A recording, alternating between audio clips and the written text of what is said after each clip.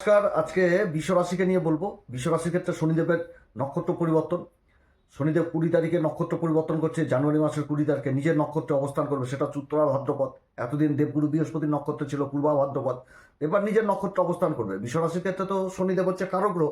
শনি হচ্ছে ভাগ্যের ঘরের অধিপতি, সেরকম কর্মের ঘরের অধিপতি হয়ে লাভের ঘরে অবস্থান, তাও আবার নিজের নক্ষত্রে। আর গ্রহ যখন নিজের নক্ষত্রে থাকে তখন কিন্তু বলবান অবস্থায় থাকে। তো যাই হোক, বিশ্বরাশির ক্ষেত্রে শনিদেবের এই অবস্থান কীরকম প্রভাব দিবে বিশ্বরাশির ক্ষেত্রে, বিশ্বরাশি কোন দিক থেকে লাভবান হবে, কোন দিক থেকে বিশেষ সাবধান, কোন বিশেষ উপাচার করবে, সমস্ত কিছু আজকের ভিডিওতে তুলে ধরবো। তো অনুষ্ঠানটি শুরু করার আগে সবার প্রথম বলি যেটা গ্রহের গোচর এবং চন্দ্ররাশি অনুসারেই আলোচনা করা হচ্ছে, কারো কোনো রকম ব্যক্তিগত গোষ্ঠী ধরে আলোচনা নয়। এবং তার সাথে বলবো, যারা বহুদিন ধরে অনুষ্ঠান দেখছেন এখনো পর্যন্ত সাবস্ক্রাইব করেননি, অবশ্যই সাবস্ক্রাইব করবেন। এই চ্যানেলের সঙ্গে থাকুন, জ্যোতিষীয় সম্পর্কিত অনেক তথ্য জানতে পারবেন। তো যাই হোক, বিশ্বরাশির ক্ষেত্রে শনি কারক, এবার নিজের নক্ষত্রে অবস্থান করছে। এবং বিশ্বরাশির ক্ষেত্রে যে গ্রহদের অবস্থান, সেই অবস্থানও যথেষ্ট ভালো, নক্ষত্রগত অবস্থান ভালো। কারণ দেবগুরু বৃহস্পতি দ্বিতীয় ঘরে অবস্থান করছে, দ্বিতীয় ঘরে ধনসম্পত্তির ঘরে মিথুন রাশিতে অবস্থান করছে। এবং দেবগুরু বৃহস্পতির যে দৃষ্টিগুলো, সেই দৃষ্টিগুলোও যথেষ্ট করছে। বিশ্বরাশির অধিপতি শুক্রদেবের মূল ত্রিকোণ রাশি যেটা হচ্ছে তুলা রাশিতে দেবগুরু বৃহস্পতির পঞ্চম দৃষ্টি। তারপরে দেবগুরু বৃহস্পতি ধনসম্পত্তির ঘরে বসে অষ্টম ঘর যেটা হচ্ছে ধনু রাশি, নিজের মূল ত্রিকোণ রাশিকে দেখছে সপ্তম দৃষ্টি দিয়ে। সেরকম আবার শনির মূল ত্রিকোণ রাশি কুম্ভ রাশিকে দেখছে দেবগুরু বৃহস্পতি নবম দৃষ্টি দিয়ে। আবার শনিও কিন্তু দশম দৃষ্টি দিয়ে দেবগুরু বৃহস্পতির মূল ত্রিকোণ রাশি ধনু রাশিকে দেখছে। অর্থাৎ দেবগুরু বৃহস্পতির রাশিতেই অবস্থান করছে, আবার দেবগুরু বৃহস্পতির মূল ত্রিকোণ রাশিকে দেখছে। সেরকম দেবগুরু বৃহস্পতি ধনসম্পত্তির ঘরে অবস্থান করে শনির মূল ত্রিকোণ রাশি এবং শনির উচ্চ রাশি যেটা তুলা রাশি, এই দুটি ঘরকেই দেবগুরু বৃহস্পতি দেখছে। কত সুন্দর একটা কম্বিনেশন এখানে তৈরি হয়েছে। তো যাই হোক, এবার কর্মের ঘরে রাহু অবস্থান করছে। রাহু আবার নিজের নক্ষত্র শতবিশাতে, সেরকম আবার চতুর্থ ঘরে কেতু অবস্থান করছে পূর্বা ফাল্গুনিতে। তো মার্চ মাসের শেষের দিকে আবার কেতুর নক্ষত্র পরিবর্তন রয়েছে, তো সেই সময় বিশেষভাবে আলোচনা হবে। এবং আগস্ট মাসে আবার রাহুর নক্ষত্র পরিবর্তন রয়েছে, সেই সময় আবার বিশেষভাবে আলোচনা হবে। কিন্তু রাহু কুম্ভ রাশিতে অবস্থান করছে, নিজের নক্ষত্রে এই সময়কালে যথেষ্ট ভালো। যেরকম কুম্ভ রাশির অধিপতি শনিকেও প্রভাবিত করছে, শনির বলে বৃদ্ধি করছে, নিজের বলেও একটা ভালো বৃদ্ধি, কর্মের ঘরে রাহুর অবস্থান। তো রাহু আর শনি যতই ভালো পজিশনে থাকুক, এদের কিন্তু কিছু না কিছু খারাপ প্রভাব থাকবে, যেহেতু এরা হচ্ছে পাপী গ্রহ। তো রাহু আর শনির মধ্যে তফাৎ হচ্ছে কি, শনি দেয় পুরস্কার, মানে কর্মের পুরস্কার দিয়ে দেয় শনি, যে পুরস্কারটা ছিনিয়ে নেয় না। কখন ছিনিয়ে নেয়? যখন তার ব্যভিচার হয়। আর রাহুর ব্যাপারটা কিন্তু সম্পূর্ণ আলাদা। রাহু যেরকম উঠাতেও পারে আবার নামাতেও দেরি করে না, এটি একটি পাপী গ্রহ। তো শনির যে অবস্থান নিজের নক্ষত্রে, যে উত্তরা ভাদ্রপদ নক্ষত্র, এই নক্ষত্রের কিন্তু এখন এই গুণগুলো সম্পূর্ণভাবে শনি উঠিয়ে ধরবে। আর শনি মানে কি? শ্রম, শনি মানে সেবা, শনি মানে দায়িত্ব, শনি মানে কর্ম। শনি হচ্ছে কর্মেরই তো দেবতা, কর্মফল দাতা হচ্ছে শনিদেব। তো শনির এই অবস্থান নিজের নক্ষত্রে আসা মানে সেই নক্ষত্রের গুণগুলোকে উঠাবে। এবং প্রত্যেকটা দায়িত্ব অক্ষরে অক্ষরে পালন করলেই কিন্তু সেই লাভের জায়গাটা আরও মসৃণ হবে এই বিশ্বরাশির জীবনে। কারণ শনির দৃষ্টি, তৃতীয় দৃষ্টি সেই বিশ্বরাশির উপরেই থাকছে। এবং সপ্তম দৃষ্টি থাকছে পঞ্চম ঘরে, পঞ্চম ঘরে সপ্তম দৃষ্টি থাকছে যেটা হচ্ছে কন্যা রাশি। এবং দশম দৃষ্টি থাকছে অষ্টম ঘরে যেটা হচ্ছে ধনু রাশি। তো সবার প্রথম এই উত্তরা ভাদ্রপদ নক্ষত্রকে বুঝতে হবে যে উত্তরা ভাদ্রপদ নক্ষত্র কি বলতে যাচ্ছে, কি বুঝাচ্ছে, সেই রকমই কাজকর্ম করতে হবে বিশ্বরাশিকে। তখনই কিন্তু শনি বিশেষভাবে প্রসন্ন হবে এবং লাভের দরজা খুলে দিবে।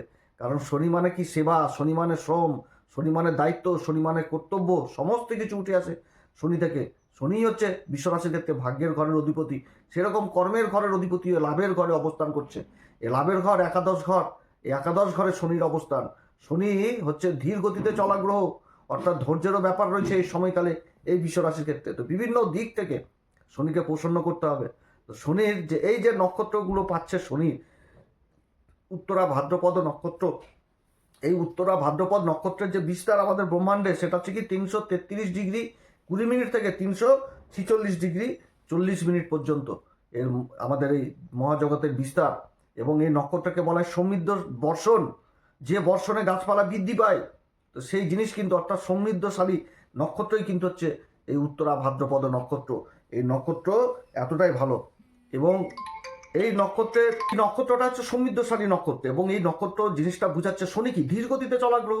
এবং এই নক্ষত্রে এই জিনিসটাই বুঝাচ্ছে যে আমাদের ফ্যামিলিতে, আমাদের পরিবারে, যে আমরা যদি কোনো কাজ করতে চাই, সেই কাজটা কোনো বয়স্ক লোকের সাথে আলোচনা করা উচিত, যার যেখানে তো অভিজ্ঞতা রয়েছে। সেই জিনিসটাকে শনি কিন্তু এই নক্ষত্র বুঝাচ্ছে, যে এমন একটি ব্যক্তি, যে ব্যক্তি নিজের জীবনটাকে বেশি ভাবে অনুভব করেছে, যার অভিজ্ঞতাটা সব থেকে বেশি, তার জ্ঞান এই সময়কালে মানে সেই জিনিসটাকে কিন্তু বোঝানো হচ্ছে এই নক্ষত্রে, যে এমন একটি গুরুজন ব্যক্তি যার অভিজ্ঞতা, যার মানে অনুভব পথ নির্দেশ করবে এগিয়ে যাওয়ার দিকে, সেই জিনিসটা কিন্তু বোঝাচ্ছে এই নক্ষত্র। এই নক্ষত্র এমন একটি জিনিস যে মানে গুরুজনদেরকে সম্মান জিনিসটাও বোঝাচ্ছে।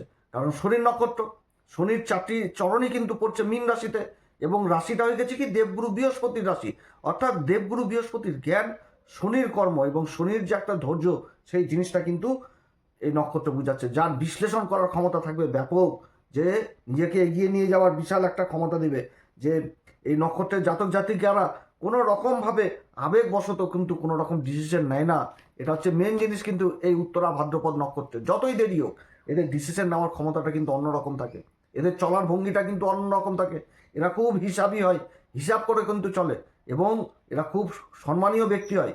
সমাজে যে কোনো কাজ মানে করতে গেলে মানে কেউ যদি জোর জবরদস্তি করে সহজে করতে যাবে না, যে কারোর আবেগবশত হয়ে কোনো ডিসিশন নেবে সেটাও না। ডিসিশন নিতে যদি দেরি হয় তাও ঠিক রয়েছে, কিন্তু যে ডিসিশনটা নেবে সেই ডিসিশনটা সঠিক নেবে।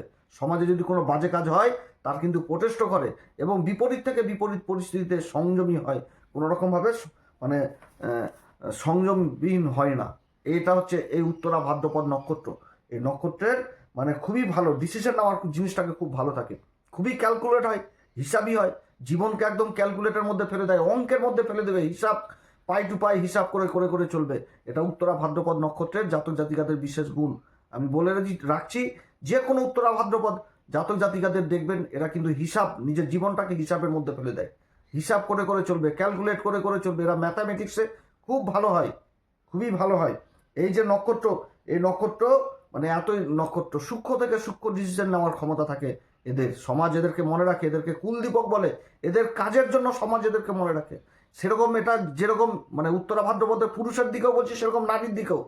উত্তরা ভাদ্রপদ নারীর মানে সৌভাগ্যশালী, এক কথায় বলতে গেলে উত্তরা ভাদ্রপদ নারী মানে এদের বিবাহের জন্য অনেকে রাজি হয়। কারণ যে গৃহে পা দেয় সেই গৃহের উন্নতি করেই দেয়। এদের সংযমী ধারণা, এদের কোনো মানে সেই রকম পারাপারি জিনিসটা থাকে না, খুব ধীর মস্তিষ্কে ধীর ঠান্ডা গতিতে এদের চলা কিন্তু গুণ হয়, এবং অঙ্ক জিনিসটাকে কিন্তু এরা খুব চট করে বুঝে ফেলে। এই নক্ষত্রের যে সিম্বল আমাদের জ্যোতিষশাস্ত্রে দিচ্ছে সেটা হচ্ছে কি মানে স্নেক, যে এমন একটি সাপ যেটা হচ্ছে ওয়াটার মানে জলের মধ্যে থাকে। এর নিচের কোমরের নিচের অংশটা হচ্ছে কি সাপের মতন, আর উপরের অংশটা কিন্তু দেবতার মতন। একে মানে এই দেবতাকে বলা হয় আহির্বুধন নাম, মেডিটেশনের দেবতা, ধ্যান সংযমী এরা কিন্তু হয়। কারণ শেষনাগের সাথে তুলনা করা হয়েছে, যে শেষনাগের উপর আমাদের শ্রীহরি বিষ্ণু শয়ন করে, ঈশ্বর তার উপর শয়ন করছে, তাহলে তাকে কতটা সংযমী হতে হবে, কতটা তাকে স্থির হতে হবে, কতটা তাকে ধৈর্যশীল হতে হবে, সেই জিনিসটা কিন্তু বুঝায় এই নক্ষত্রের এই এই উত্তরা ভাদ্রপদ নক্ষত্র। এবং এই নক্ষত্রের মানে আরও সিম্বল রয়েছে, রাশিটা হয়ে গেছে মীন রাশি। আর এই নক্ষত্রের যে পশুর কথা বলা হচ্ছে সেটা হচ্ছে গাই গরুকে বুঝাচ্ছে, গাই গরু। এবং যে পাখির কথা বলা হয়েছে সেটা আউল পেঁচাকে বুঝাচ্ছে। এবং যে ত্রিমূর্তি সেটা হচ্ছে শ্রীহরি বিষ্ণু। এবং যে তত্ত্ব সেটা হচ্ছে আকাশ তত্ত্ব, আকাশ তত্ত্ব। আর শনি হচ্ছে কি বায়ু তত্ত্ব। তাহলে সেই জিনিসটা কিন্তু বুঝাচ্ছে এই সময়কালে এরা জ্ঞানের অপর মানে প্রচুর ভান্ডার হয়, জ্ঞানের ভান্ডার, জ্ঞানের দিক থেকে মানে প্রচুর ভালো হয়, শিক্ষার দিক থেকে বিশেষ উন্নতি করে। এবং পুরুষার্থ কি, পুরুষার্থ হচ্ছে কিন্তু কাম, অর্থাৎ নিজের মনের ইচ্ছা বাসনা সমস্ত কিছু জীবনে পায় এরা নিজের কর্মের দ্বারা। কারণ যেখানটাতে শনি নিজের নক্ষত্রে কর্ম করেই সমস্ত কিছু মনের ইচ্ছাকে পূরণ করে। এই নক্ষত্রের জাতক জাতিকারা সমস্ত কিছু নিজের কর্মের দ্বারা নিজের মনের ইচ্ছাকে এরা কিন্তু পূরণ করে। এবং এদের যে গণের কথা বলা হয়েছে সেটাও কিন্তু আবার মানবগণ, মনুষ্যগণ। এবং যে গাছের কথা বলা হয়েছে সেটা কিন্তু হচ্ছে কি নিম গাছ। নিম গাছ কী করে, বায়ুকে পরিশুদ্ধ করে, এই নিম গাছ ফিল্টার করে ছাড়ে, যেটা হচ্ছে এই নিম গাছ। তো যাই হোক, এটাই হচ্ছে উত্তরা ভাদ্রপদ নক্ষত্র। এবার উত্তরা ভাদ্রপদ নক্ষত্রের শনির এই অবস্থান, শনি অবস্থান করছে বৃষ রাশির ক্ষেত্রে চতুর্থ যে একাদশ ঘরে। তাহলে একাদশ ঘরে শনির কি কাজ রয়েছে, এই নক্ষত্র থেকে কি বুঝাচ্ছে? একাদশ ঘর হচ্ছে বাড়ির বয়োজ্যেষ্ঠ লোক, বাড়ির দাদা দিদি ভাই বোন সমস্ত কিছু। অর্থাৎ শনি যে তৃতীয় দৃষ্টি রাশির উপর পড়ছে, তাহলে রাশিকে বিশেষভাবে প্রভাবিত করছে। তাহলে রাশিকে কিন্তু এটাই বুঝাচ্ছে যে তুমি যে কোনো কাজ যখন করতে যাবা তখন কিন্তু তোমাকে মানে তুমি তোমার ডিসিশন অবশ্যই নিবা, কিন্তু তার আগে আলোচনা করেই কিন্তু তোমাকে নিতে হবে। তুমি তোমার দায়িত্ব থেকে দূরে থাকতে পারবে না। তোমার মনের ইচ্ছা তখনই পূরণ হবে তুমি যখন তার দায়িত্ব মানে সেই দায়িত্বগুলোকে তুমি অক্ষর অক্ষরে পালন করবা। শনির সপ্তম দৃষ্টি পড়ছে সেই পঞ্চম ঘরে, সন্তানের ঘরে। অর্থাৎ তোমাকে সন্তানের প্রতি দায়িত্ব পালন করতে হবে। সন্তানকে শিক্ষাদানের সুব্যবস্থা করতে হবে, সন্তানকে সঠিক দিক নির্দেশ করে চালাতে হবে, সন্তান যেন উল্টাপাল্টা পথে না যায় সেদিকেও তোমাকে যথেষ্ট খেয়াল রাখতে হবে। এবং এই সব পঞ্চম ঘর থেকে কর্ম জিনিসটাকে বোঝাচ্ছে, কর্মের যে সাধারণ নলেজ, যে জ্ঞান, সেটা তো যে কোনো কাজ করতে গেলে কি একটা তো জ্ঞানের প্রয়োজন, জ্ঞান ছাড়া তো কোনো কাজ হবে না, যে কোনো কাজই করতে যাক। তো সেই জিনিসটা বোঝাচ্ছে যে তুমি যে কর্মই করো সেই কর্মে তুমি কিন্তু তোমার দায়িত্বটা 100% দেওয়ার চেষ্টা করো, তুমি তোমার দায়িত্ব থেকে পিছনে কোনো সময় সরতে পারবে না। তো সরকারি বেসরকারি এই কর্মটা এই জিনিসটা বোঝাচ্ছে। এবং এই সময়কালে এই পঞ্চম ঘরে যে দৃষ্টি পড়ছে, যেটা হচ্ছে কন্যা রাশি, এখান থেকে তো অনেক কিছু বোঝায়, যে শেয়ার মার্কেট থেকে আরম্ভ করে অনেক কিছু বোঝায়। তো এই সময়কালে শনির এই যে নক্ষত্র অবস্থান, যারা দীর্ঘকালীন কোনো ইনভেস্ট করে রেখেছে জীবনে, সেইখান থেকেও কিন্তু লাভ জিনিসটা উঠে আসছে। এবং শনির দশম দৃষ্টি যে পড়ছে সেই অষ্টম ঘরে, অর্থাৎ এই জিনিসটা বোঝাচ্ছে যে আগে যেখানটাতে ইনভেস্ট করা ছিল সেইখান থেকে কোনো লাভ, এই জিনিসটা বোঝাচ্ছে যে বহু বিগত দিনে হয়তো কেউ কোনো কাজ করে রেখেছিল, সেই কাজের যে একটা লাভ পাচ্ছিল না, সেই জিনিসটাও বোঝাচ্ছে এই সময়কালে। তবে শনি লাভের ঘরে আর রাহু কিন্তু হচ্ছে কর্মের ঘরে, তো বেআইনি পথ অনেক কিছু কিন্তু এই সময়কালে উঠে আসছে, কারণ রাহু কিন্তু এগুলো দিবে কর্মক্ষেত্রে, ইন্টেনশন তৈরি করবে, শনিকে বিশেষভাবে প্রভাবিত করবে। কিন্তু শনি বুঝাচ্ছে যে তুমি কিন্তু বেআইনি পথে কোনো রকমভাবে যাবে না, তোমাকে কর্ম করতে হবে সঠিক পথে।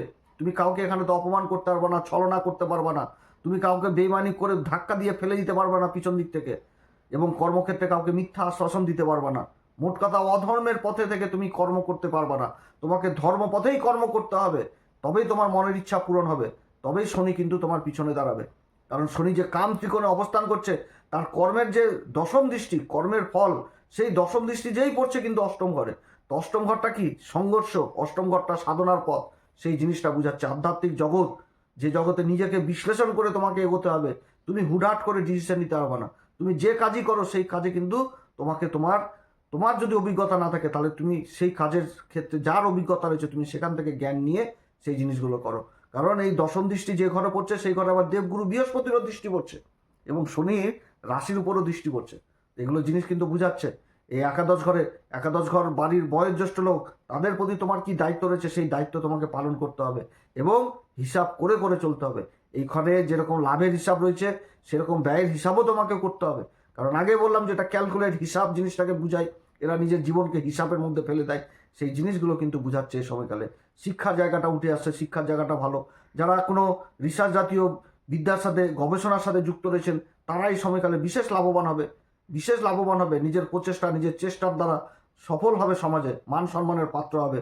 সেরকম ব্যবসা ক্ষেত্রেও কিন্তু সেই জিনিসটা বোঝাচ্ছে যে শনি দ্রব্যের ব্যবসা যারা করছেন, যারা চামড়ার ব্যবসা, কয়লার ব্যবসা, খাদানের ব্যবসা, লোহার ব্যবসা, রাস্তাঘাটের কাজ, যারা জায়গা জমি সংক্রান্ত টেন্ডারজনিত বড় বড় কনস্ট্রাকশনের কাজের সাথে যুক্ত রয়েছেন, সেই কাজগুলোতেও কিন্তু বুঝাচ্ছে এই উন্নতির যোগ এই বিশ্ব রাশির ক্ষেত্রে। এবং এই সময়কালে এটা তো স্থির এক কথায় বলতে গেলে যে শনির এই অবস্থান একাদশ ঘরে যে মীন রাশিতে যে জিনিসটা আসছে, যে নক্ষত্রটা পেয়ে যাচ্ছে, তো সেই জিনিসটা বুঝছে যে কাজগুলোতে স্থির কাজ, যেমন কোনো একটা ভিত স্থাপন করা, বা কোনো একটা মানে যে জায়গাগুলোতে কোনো একটা স্থিরজনিত কাজ, যে কোথাও একটা ইনভেস্ট করে দিলাম, দীর্ঘকালীন একটা ইনভেস্ট করে দেওয়া, এইগুলোতে কিন্তু সমৃদ্ধ যথেষ্ট বৃদ্ধি পাবে। আর এই নক্ষত্রে থাকা মানে কারোর সাথে মানে গন্ডগোল, অশান্তি, ঝগড়াঝাটি এগুলো কিন্তু করা যাবে না। এগুলো করলে কিন্তু আবার বৃদ্ধি পেয়ে যাবে, ভুল করেও কিন্তু এগুলো করা যাবে না। কারণ এই নক্ষত্র কিন্তু সেটাও বোঝাচ্ছে, কারণ বায়ুতত্ত্ব চলে আসছে, বায়ুতত্ত্ব আকাশ তত্ত্ব চলে আসলো, এইখানটাতে কিন্তু সেগুলোকে আবার বৃদ্ধি করিয়ে দেবে।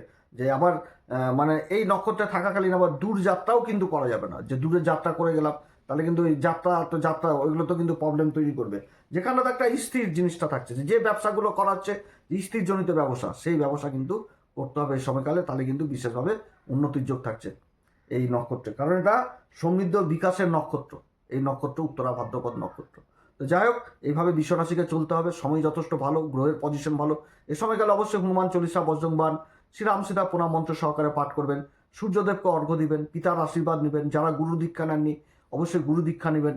মঙ্গলবার করে বজরংবলীকে সিঁদুর দান করবেন, জটাওয়ালা নারকেল দান করবেন, এবং তলা হওয়া খানা অর্থাৎ ভাজা পোড়া যেগুলো সিঙ্গারা, কচুরি, এই সমস্ত খাবারগুলো গরিব দুঃখীদের মধ্যে বিতরণ করবেন, তাতে কিন্তু যথেষ্ট ভালো। এবং শনি থেকে কিন্তু সেবাও জিনিসটা বোঝাচ্ছে, অর্থাৎ যে সমস্ত শিক্ষার্থীরা, যেমন সপ্তম দৃষ্টিটা পড়ছেই যে পঞ্চম ঘরে, তো যে সমস্ত শিক্ষার্থীরা অর্থের অভাবে পয়সা নাই, পড়াশোনা করতে পারছে না, শিক্ষার সামগ্রী কিনতে পারছে না, তাদেরকে শিক্ষার সামগ্রী দিয়ে সাহায্য করো, তাহলে কিন্তু যথেষ্ট আবার ভালো উন্নতি। বাড়ির দাদা দিদি ভাই বোনদের উপর বিশেষভাবে সেবা করো, সেবা বলতে তাদের কি প্রয়োজন রয়েছে তাদের সাথে মিলেমিশে থাকো, তাহলেও কিন্তু এই জিনিসটা, বয়োজ্যেষ্ঠ লোককে বিশেষভাবে সম্মান করো, তাহলেও সেই জিনিসটা কিন্তু বুঝাচ্ছে। এবং অষ্টম ঘরটা, যে অষ্টম ঘর, এই অষ্টম ঘরে বহু মানে যেটা বলে এক কথায় যে এটা আধ্যাত্মিকের ঘর, বহু সাধু সন্ন্যাসী রয়েছে, তাদেরকে কিছু দিয়ে মানে সেবা করো, তাহলেও কিন্তু যথেষ্ট ভালো ফল পাওয়া যাবে।